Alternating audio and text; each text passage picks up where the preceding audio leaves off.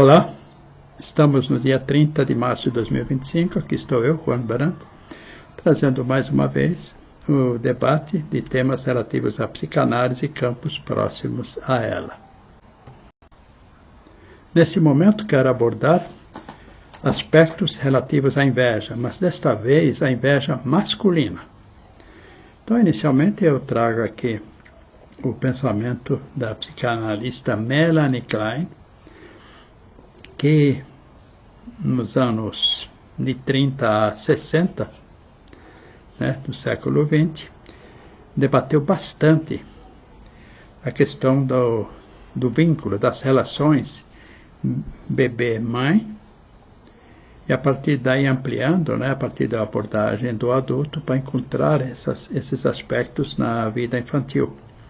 E ela debateu esses aspectos desde o período mais primitivo da vida, tendo como referência o tempo da mamada, em que ela postula insistentemente que o primeiro objeto de desejo de todo bebê está no seio, que é a grande fonte de gratificação. Bem, eu já andei abordando alguns aspectos da inveja feminina.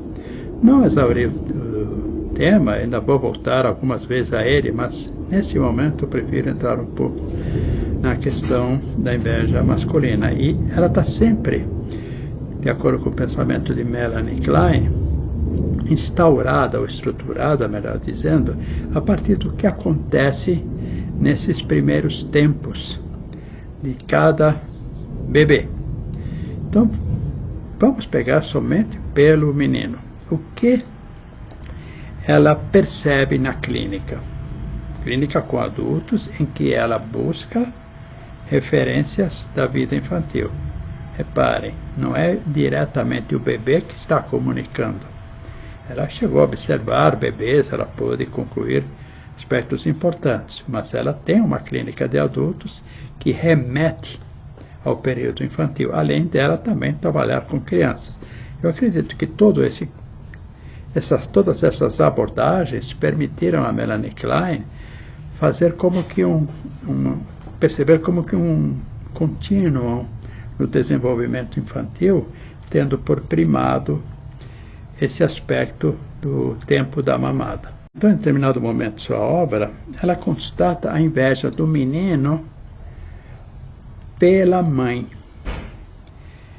Por quê? Porque a mãe tem uma quantidade incalculável de bebês dentro dela, bebês que vão nascer. Mas esta percepção de que o menino teria essa inveja, ela é somente uma inveja, vamos dizer, em segundo tempo da vida desse bebê. Num tempo anterior, esse mesmo bebê provavelmente terá tido inveja do seio, o seio como um grande produtor da coisa mais importante na vida desse bebê, que é o leite. Alguns bebês que teriam uma tendência destrutiva do seio, no sentido de que gostariam de se apropriar totalmente dele, aprofundar, de uma forma até canibalesca, tomar conta daquele seio e introjetá-lo totalmente. É claro que nós não devemos esquecer que nessa abordagem que ela traz, deve estar sendo considerado um bebê extremamente voraz. Se também pensarmos que o bebê masculino tende a, pelo tamanho do corpo, porventura, ter uma necessidade de maior ingesta de leite, nós poderíamos então ver esse bebê como portador de uma voracidade maior do que a que seria típica do bebê feminino. É claro que Klein, ela, quando discute inveja, ela não escutou essa palavra inveja de bebês, é evidente, mas ela teve pacientes que, no seu processo analítico, concluíram com ela e com seguidores de Melanie Klein de que terão tido inveja da mãe por ser portadora de bebês, e inveja do seio, por ser esta fonte, nesse sentido, parecia inesgotável de prazer. Muito bem. Entendendo melhor o conceito de inveja, talvez nem a nível de conceito, mas no nível ao que a inveja nos remete, e pegando dentro da tradição, que a gente vai ter a referência mais primitiva da humanidade no evento que envolve Caim e Abel, né? Então a inveja, ela tem esse caráter destrutivo. Quem inveja é porque não tem condições de ter as competências, ou os bens, ou as qualidades, seja o que for, o outro tem. Então, nesse sentido, a inveja do bebê masculino pelo seio teria um sentido. Este bebê masculino jamais poderá produzir leite. Este bebê masculino também jamais poderá ter bebês.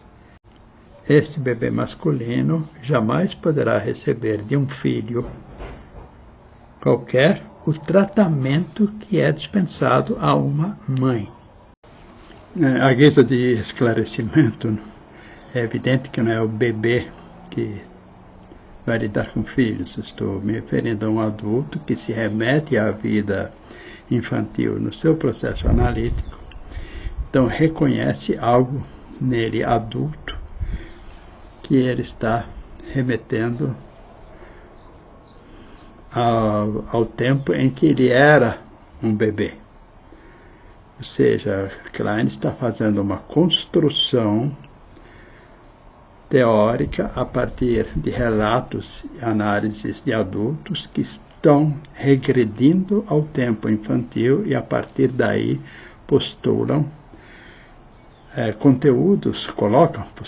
colocam conteúdos que Klein vai então remeter ao conceito que ela está discutindo, ou melhor, ao campo teórico que ela estava então construindo.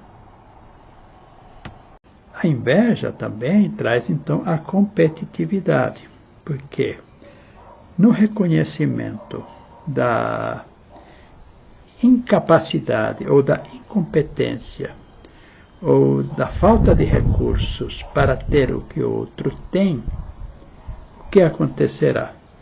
Ou esse sujeito se recolhe ao reconhecimento de que o que ele está desejando é impossível, e ele vai ter que lidar com esta realidade, aceitar a realidade e procurar aquilo que nele é próprio e em que ele pode se bastar. Mas, como estamos falando de inveja, ele não faz esse caminho, e sim, ele quer se apropriar do que o outro tem. Mas ele não consegue se apropriar, porque ele não produz leite, porque ele não tem bebês dentro da barriga. Então agora o desejo dele é destrutivo. Destruir aquilo que tanto incomoda por ter condições, competências, habilidades, recursos que este... Então a sina do invejoso é terrível, porque o invejoso lida com a impotência sem recursos internos para superar essa condição, porque para isso ele teria que abrir mão de um desejo que não pode ser original nele, porque biologicamente não está para aí, ou qualquer outra fonte de recursos. Ele teria que se contentar com a realidade que lhe é imposta e procurar um caminho próprio. Eu estou trazendo isso e estou me referenciando a casos clínicos que comparecem na clínica psicanalítica. Então, nós temos relatos clínicos de mulheres que afirmam que o marido sempre mostrou insatisfação com o tratamento que os filhos lhe deram. Aquele tratamento que os filhos dão à mãe, principalmente filhos homens, meninos, crianças. e inclusive com falas que remetem à inveja, de falar de uma injustiça da mulher poder propiciar isso tudo e ele, pai, não poder. Nós temos relatos, inclusive, de pais que competem com a esposa pelo carinho dos filhos homens.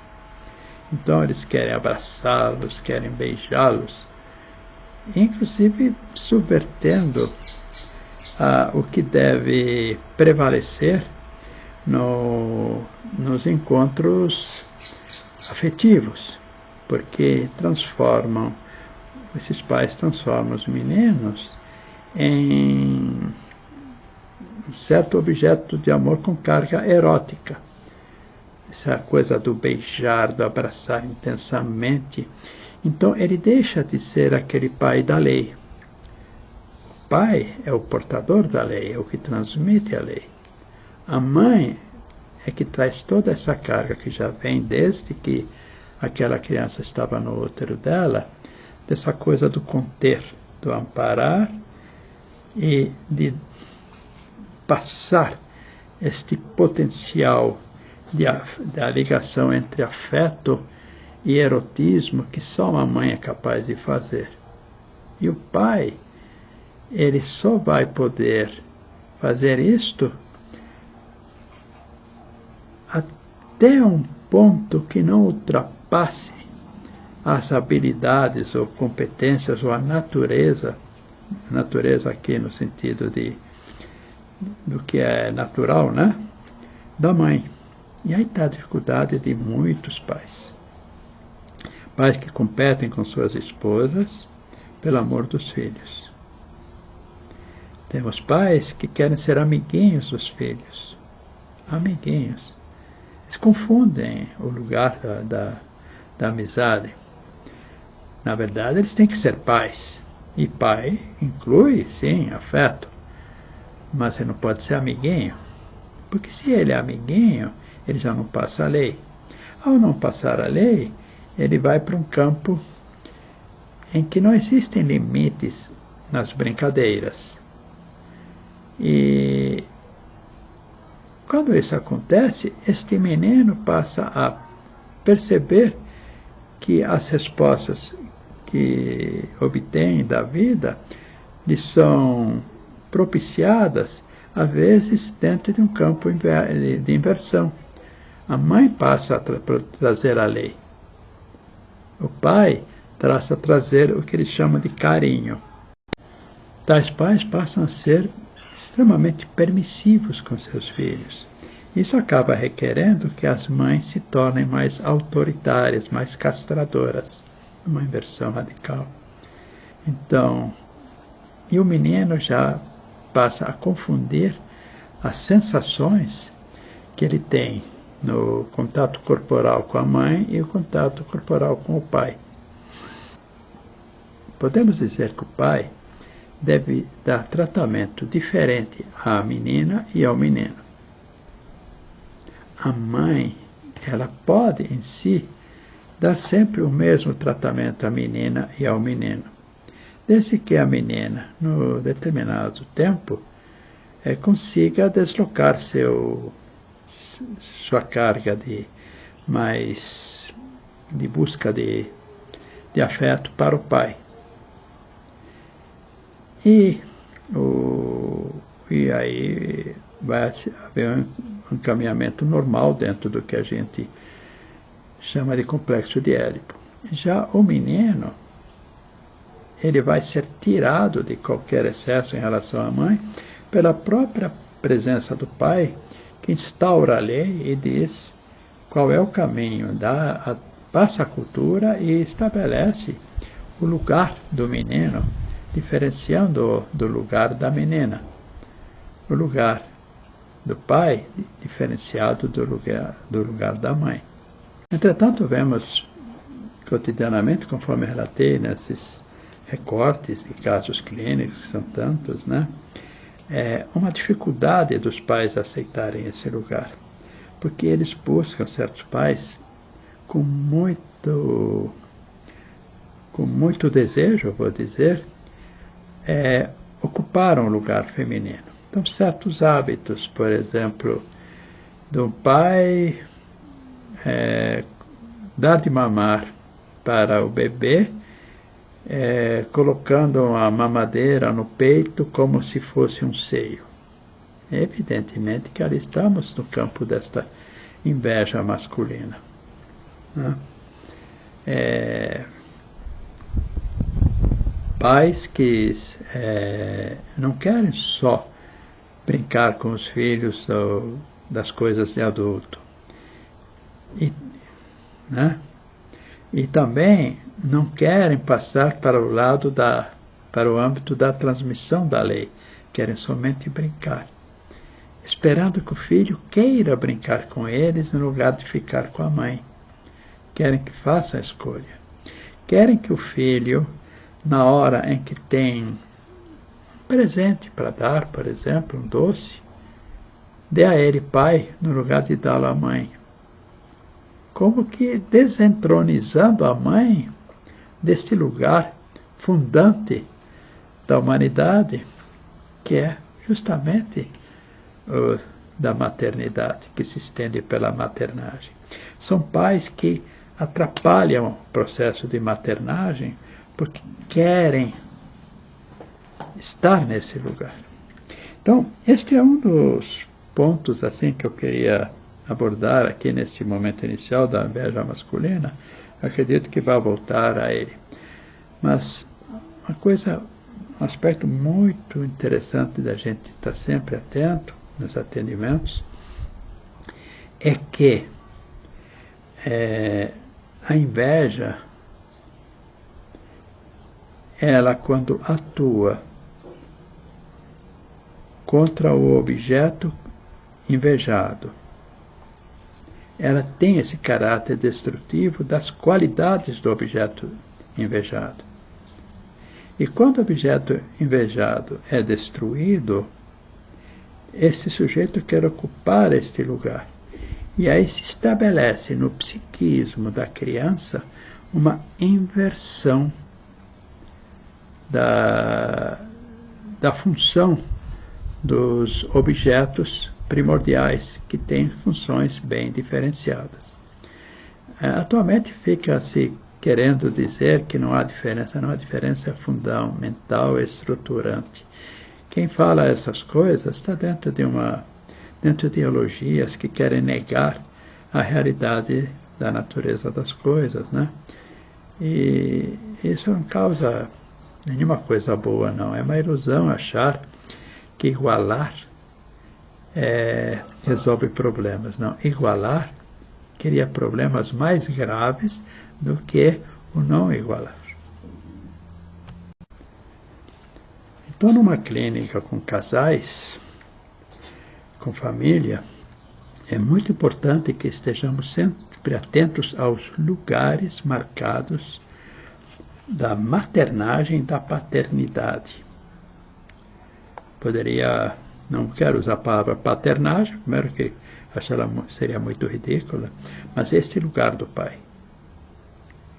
Só que também temos um outro problema, porque as famílias estão destroçadas, o pai às vezes nem existe ou pouco comparece.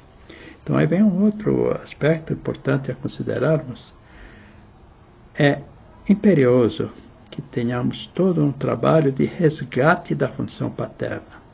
O homem precisa voltar o seu olhar para os seus filhos, independente de toda a crise conjugal vivida. E a mulher deve deixar clara a diferença nesses espaços e não competir reativamente com o homem, porque a mulher muitas vezes compete reativamente com alienação parental, com reações às vezes muito fortes, né? Então, é necessário estabelecer, mesmo nas crises conjugais, nas dificuldades conjugais, espaços que permitam definir o lugar de cada um e que então a criança não se confunda e saiba reconhecer o que representa cada um. É um grande desafio da nossa contemporaneidade esse. Mas é talvez uma missão contemporânea recuperar isto que foi perdido.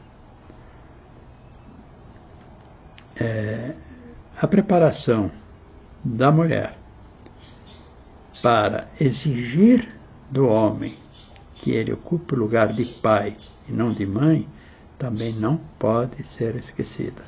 A mulher precisa estar atenta a isso. Então nós precisamos trabalhar bastante os casais, não só, este é um erro também contemporaneamente, não só para que consigam continuar juntos ou se separar. Isso não faz sentido.